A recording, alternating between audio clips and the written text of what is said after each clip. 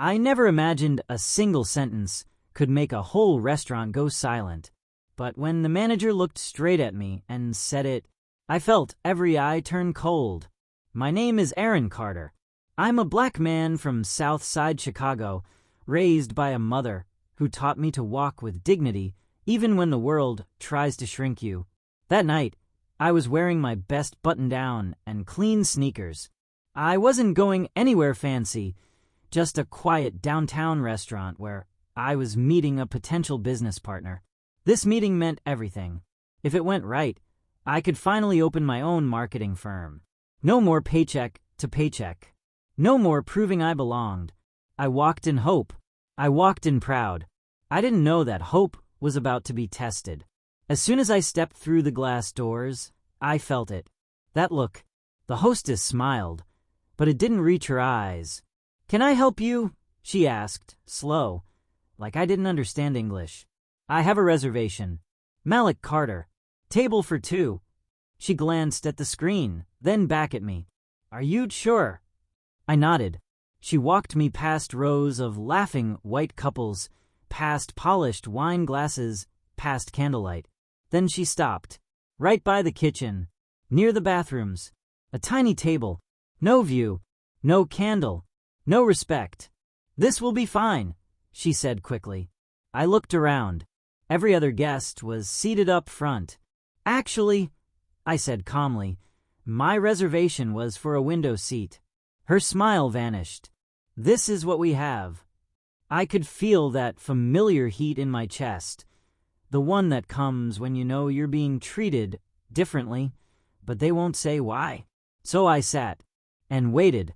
10 minutes passed, then 15. Every table around me was served, except mine. When I raised my hand, the server walked right past. I felt invisible. Again. Finally, I stood up and walked to the host's stand. "Excuse me," I said quietly. "I've been waiting almost 20 minutes. The hostess sighed, annoyed.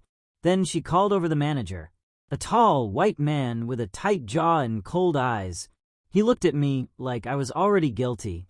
"What's the problem?" he asked. "I have a reservation. I haven't been served." He crossed his arms. "Sir, we reserve prime seating for our regular clientele." The words hit me like a slap. "Are you saying I don't belong here?" He leaned in slightly. "Let's be honest. People like you usually don't spend much." The room went quiet. I felt my face burn. People stared. No one spoke. I remember the way my hands started shaking. Not because I was scared of him, but because I was tired. Tired of swallowing things that cut deep. Tired of being polite when someone was being cruel. Tired of acting like I didn't understand what he meant. People like you. I looked around the restaurant. Dozens of eyes locked onto me. Some are uncomfortable. Some are curious. Some pretend not to see anything at all. And in that moment, I realized something painful. If I stayed silent, this would be another story no one ever heard. The manager tapped the host stand impatiently. "Sir, you're disturbing the other guests. Either take the seat you were given or leave." Leave. Just like that. Like I didn't belong in a place I had every right to be. My throat tightened. I wanted to scream. Instead, I spoke slowly, clearly, making sure everyone heard me. "I made a reservation. I showed up on time. I'm dressed appropriately. I'm respectful. And the only thing that's different about me is the color of my skin." A woman gasped quietly. The manager rolled his eyes. "Don't make this about race." But it already was. I could feel my mother's voice in my head. "Stand tall, Malik. Even when they try to shrink you." I straightened my back. "You don't get to humiliate me and pretend it's policy." The manager leaned in close. "You're embarrassing yourself." That's when I noticed something. A phone. Held up. Recording. Then another. Then another. People weren't just watching anymore. They were documenting. The manager saw it too. His confidence started to crack. "Put your phones away," he snapped. No one did, because for the first time, the truth was finally being seen. And once the truth is seen, it can't be erased. My heart was pounding so loud, I was sure the microphones on their phones could hear it.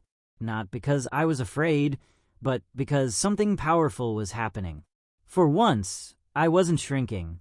I wasn't apologizing for existing. I was standing in my full truth. The manager kept glancing around, realizing too late that control had slipped out of his hands. Every stare in that room had shifted. They weren't looking at me anymore. They were looking at him. I wanted to disappear. Then a woman at a nearby table stood up. A white woman in a business suit. "I'm sorry," she said loudly. "Did you just say that out loud?" The manager froze. She pulled out her phone. "I've been recording. I caught everything." Gasps filled the room. Another man stood. "So did I." More phones appeared. The manager's face went pale, and then something even bigger happened. A man in a gray blazer walked in, confident, calm. "The owner." "What's going on?" he asked. Everyone pointed at the manager. The woman played the recording. The words echoed through the restaurant. The owner's jaw clenched. He turned to me. "Sir, I am so sorry." Then he looked at his manager. "You're fired. Right now." Applause broke out. People cheered. I just stood there, stunned. For the first time in my life, the truth had been louder than the prejudice. The owner personally escorted me to the best table in the house. Window seat, candle, respect. He comped my entire meal. But more than that, he apologized. That night, my business partner arrived. The deal went through. My life changed. But what stayed with me most, I knew that my dignity didn't come from a seat at a table. It came from standing when someone tried to push me down. And sometimes justice really does walk in the door. Thank you so much for spending your time with us today. We truly appreciate every one of you. If you enjoyed this video, don't forget to leave a comment. We read every single one and love hearing from you. And if you haven't already, please like, share, and subscribe to our channel. Your support helps us grow, and with your help, we're on our way to reaching our goal of 1,000 subscribers. Thanks again for being part of our community.